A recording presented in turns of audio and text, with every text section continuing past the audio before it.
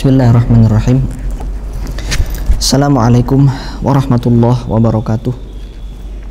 Alhamdulillah hamdan katsiran thayyiban mubarakan fihi kama yuhibbu rabbuna wa yarda. Asyhadu an la ilaha illallah wahdahu la syarikalah wa asyhadu anna Muhammadan abduhu wa rasuluh. Allahumma shalli wa sallim ala nabiyyina Muhammadin wa ala alihi wa ashabihi ajma'in, amma ba'd.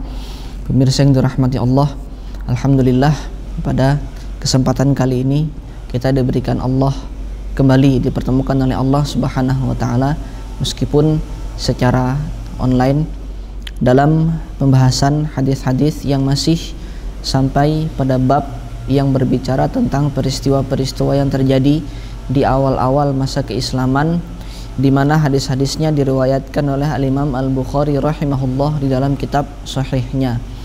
Pada kesempatan kali ini insyaallah kita akan masuk kepada bab yang baru, yaitu bab yang berbicara tentang peristiwa di mana dahulu Nabi SAW pernah diberikan Allah kemampuan untuk bisa membelah bulan menjadi dua bagian. Al-Imam Al-Bukhari rahimahullah mengatakan bab insyiqaqu al-qamari, bab yang berbicara tentang terpecahnya atau terbelahnya bulan. Di sini ada 4 hadis yang diriwayatkan oleh Al-Imam Al-Bukhari rahimahullah, yang masing-masing hadisnya berbicara dengan substansi yang sama atau tema hadis tersebut berbicara tentang makna yang sama, yaitu kronologi terjadinya peristiwa terbelah bulan tersebut. Hadis yang pertama diriwayatkan dari Anas bin Malik radhiyallahu anhu. Beliau berkata, anna ahla Makkah sa'alu Rasulullah sallallahu alaihi wasallam an yuriyahum ayatan fa'arahumul qamara shiqqataini hatta ra'aw hira'an bainahuma. Kita bacakan dulu hadisnya, baru kemudian kita bahas satu persatu. Kata Anas bin Malik bahwasanya dahulu para penduduk Makkah pernah meminta kepada Nabi SAW untuk menampakkan kepada mereka sebuah tanda yang menjadi bukti kenabian serta kerasulan beliau di hadapan mereka. Maka kemudian Nabi SAW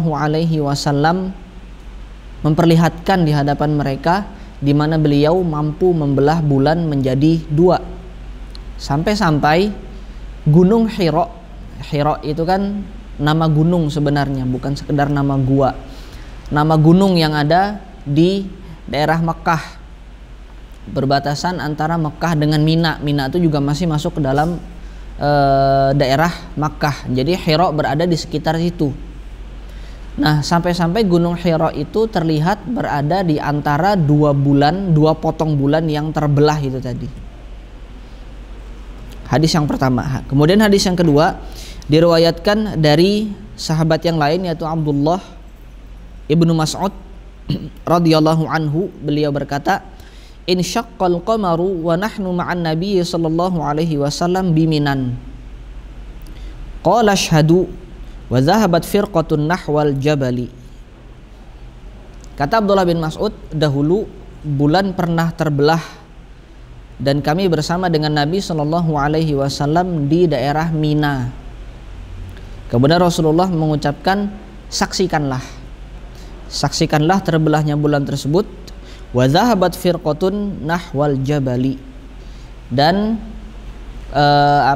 setiap bagiannya terpecah kemudian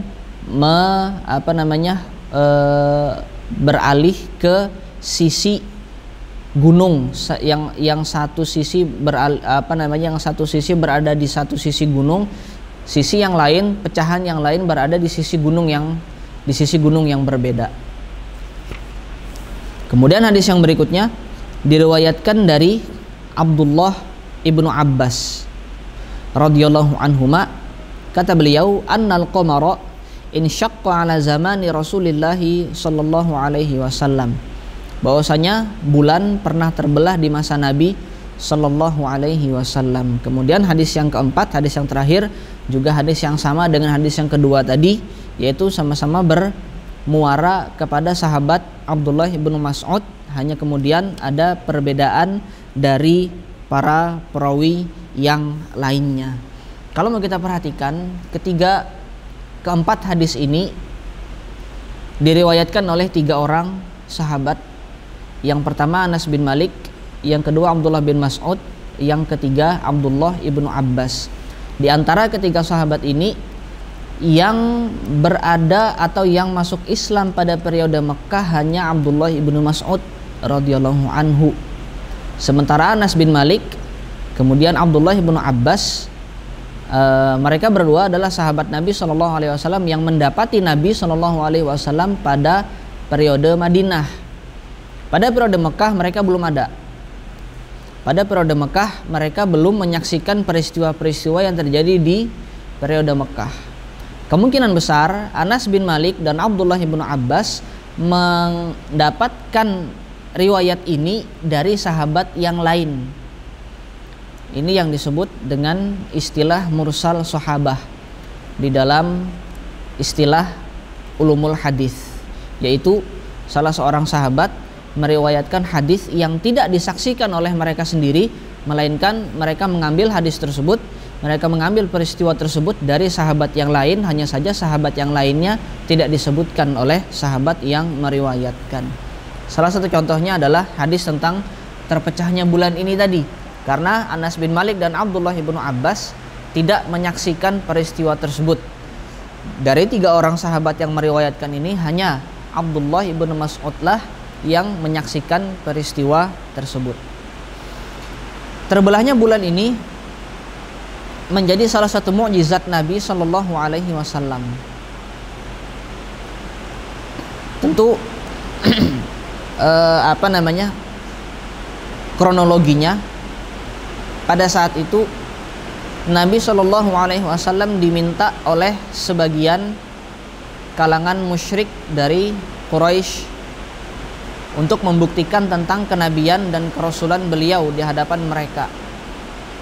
Maksudnya orang-orang musyrik Quraisy meminta untuk diperlihatkan di hadapan mereka sesuatu yang tidak mampu dilakukan oleh manusia biasa.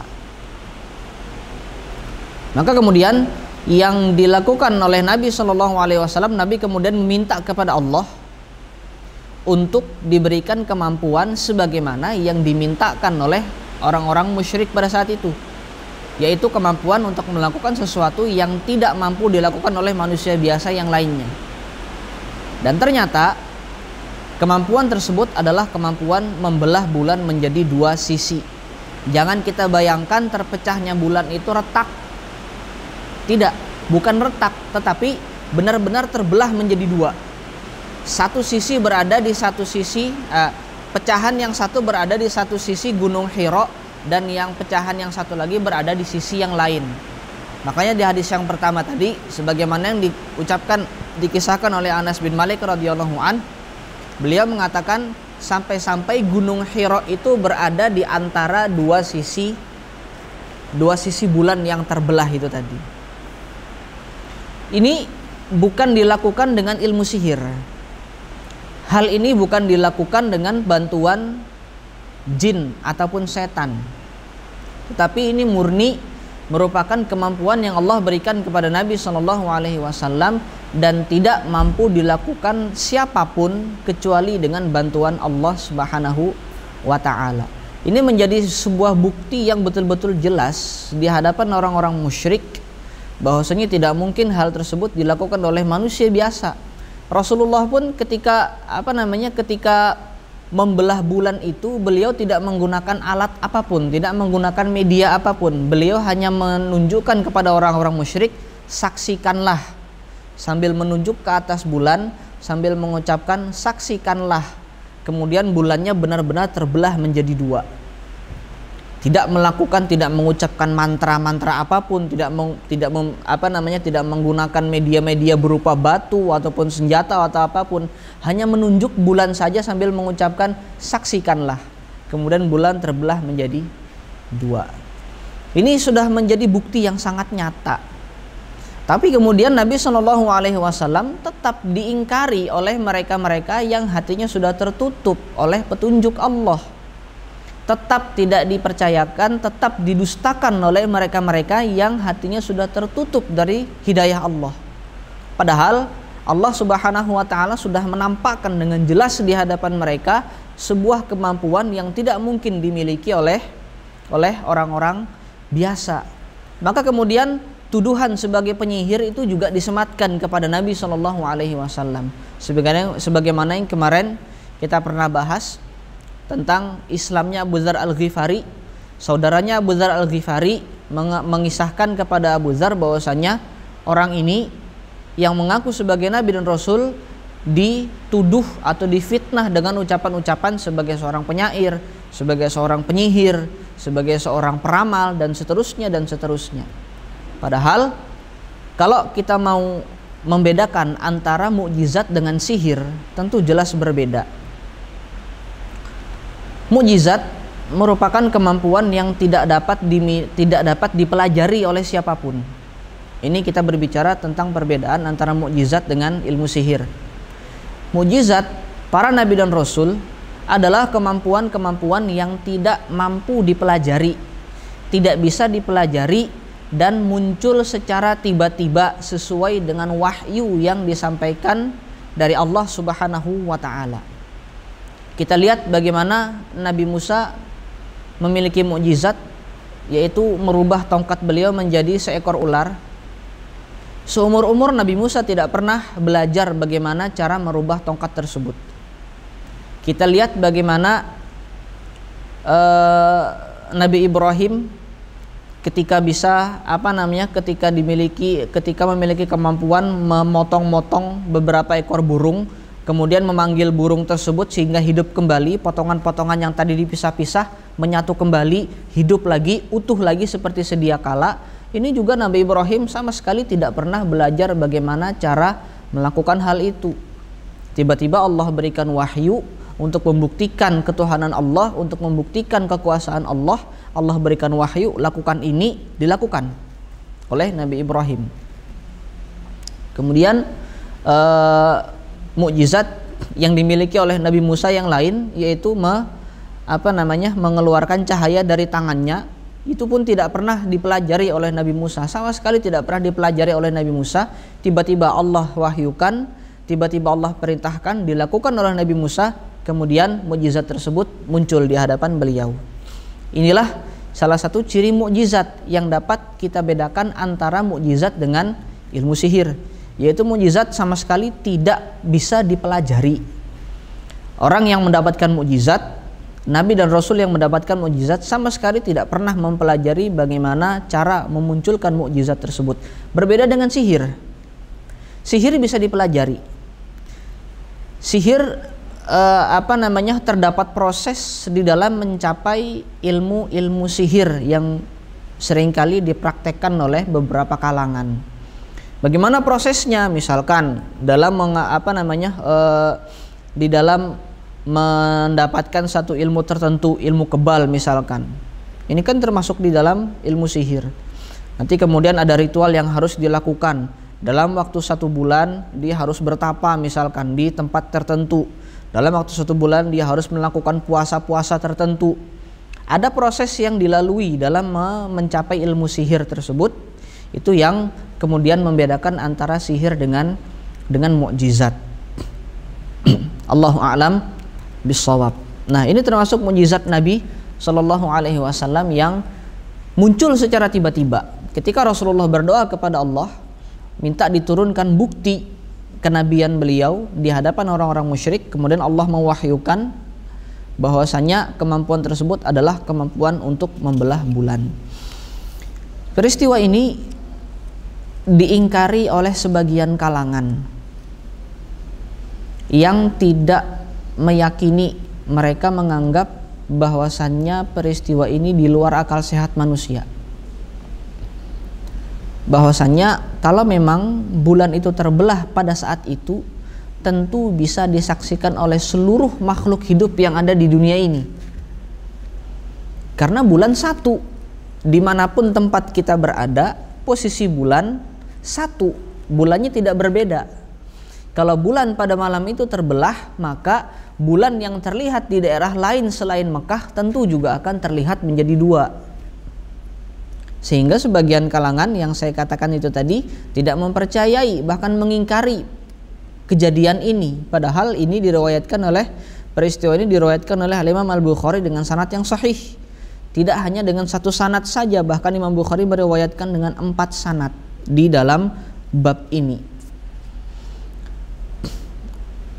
Kemudian sanggahan ini atau pengingkaran ini dibantah oleh para ulama dengan bantahan yang sangat sederhana, bahwasanya kalau mereka mengatakan peristiwa ini di luar nalar sehat, benar, karena rata-rata mukjizat dari para nabi dan rasul adalah peristiwa-peristiwa atau kejadian-kejadian, kemampuan-kemampuan yang memang di luar akal sehat manusia, sebagai bukti, sebagai sebagai wasilah untuk melemahkan hujah orang-orang yang mendustakan mereka. Maka kemudian mukjizat-mukjizat itu seringkali datang dalam bentuk perkara-perkara yang berada di luar nalar sehat manusia. Itu pertama. Yang kedua, kalau dikatakan kenapa tidak banyak orang yang melakukan harusnya hadis ini sampai kepada derajat mutawatir, karena bulan satu dan manusia pada saat itu sudah banyak, harusnya banyak yang menyaksikan, tapi toh kenapa yang meriwayatkan hanya beberapa sahabat saja? Bahkan Anas bin Malik dan Abdullah bin Abbas pun yang meriwayatkan hadis ini tidak mendapati atau tidak mengalami peristiwa ini. Jawabannya sederhana, karena memang pada saat itu terjadi di malam hari, yang rata-rata di malam hari orang-orang sudah tertidur lelap. Kita bandingkan saja dengan gerhana bulan. Ketika terjadi gerhana bulan, apakah seluruh manusia di dunia ini mampu melihat gerhana tersebut? Tentu tidak. Di Indonesia saja, di negara kita saja, bisa jadi ada orang yang mampu melihat gerhana, dan bisa jadi ada lagi sebagian orang yang tidak mampu melihat peristiwa gerhana itu, padahal masih berada dalam satu kawasan, satu negara. Bulannya sama, gerhananya sama, terjadi di waktu yang sama, tetapi tidak semua orang menyaksikan peristiwa gerhana bulan tersebut. Itu karena sebagian orang bisa jadi ada yang sudah tidur, sebagian orang bisa jadi ada yang memang tidak memperhatikan bagaimana keadaan langit pada saat itu. Kan seperti itu. Wajar-wajar saja kalau ternyata hadis ini hanya diriwayatkan oleh beberapa kalangan saja dari sahabat Nabi Shallallahu Alaihi Wasallam. Artinya ketika hadis ini diriwayatkan hanya segelintir oleh sahabat saja, bukan berarti peristiwa ini tidak terjadi. Bukan berarti peristiwa ini adalah peristiwa bohong. Artinya sahabat yang tidak meriwayatkan, sahabat yang tidak mendapati peristiwa tersebut, bukan berarti tidak mengindikasikan bahwasanya peristiwa ini adalah peristiwa bohong. Tidak mengindikasikan bahwasanya peristiwa ini benar-benar tidak terjadi, tidak seperti itu. Artinya bisa kita carikan alasan bahwasanya mereka-mereka yang tidak menyaksikan peristiwa ini, bisa jadi mereka sedang tertidur, bisa jadi mereka sedang tidak memperhatikan keadaan langit pada saat itu. Karena memang yang menyaksikan hanyalah sahabat-sahabat yang bersama dengan Nabi pada saat itu, dan orang-orang musyrik Makkah yang meminta Nabi untuk menampakkan mukjizat di hadapan mereka. Ini salah satu akidah yang harus kita yakini, bahwasanya peristiwa ini memang benar-benar pernah terjadi di masa Rasulullah, bahwasanya peristiwa ini atau kemampuan ini adalah salah satu bentuk mukjizat yang Allah karuniakan kepada Nabi Shallallahu Alaihi Wasallam di masa itu sebagai wasilah untuk melemahkan hujah-hujah orang-orang kafir Quraisy yang pada saat itu masih mendustakan Nabi Shallallahu Alaihi Wasallam. Sampai di sini dulu yang bisa kita bahas pada kesempatan kali ini. Mudah-mudahan apa yang kita bahas pada kesempatan kali ini diberkahi oleh Allah dan diberikan manfaat oleh Allah Subhanahu wa taala. Subhanakallahumma wa bihamdik asyhadu an la ilaha illa anta astaghfiruka wa atubu ilaik. Sallallahu ala nabiyyina Muhammadin wa ala alihi wa ashabihi ajma'in. Assalamualaikum warahmatullahi wabarakatuh.